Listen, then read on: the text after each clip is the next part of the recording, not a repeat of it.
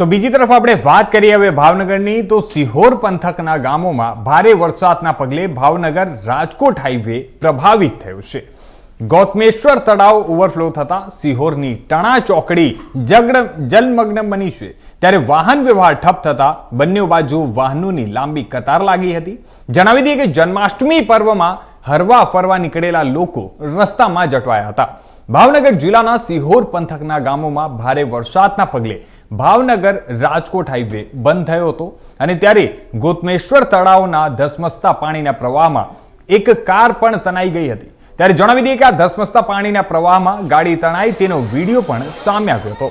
ત્યારે આજુબાજુના રોડ પર પાણીનો પ્રવાહનું વેણ વધી જવાના કારણે ભાવનગર અને રાજકોટ હાઈવે બંધ કરવાની ફરજ પડી હતી.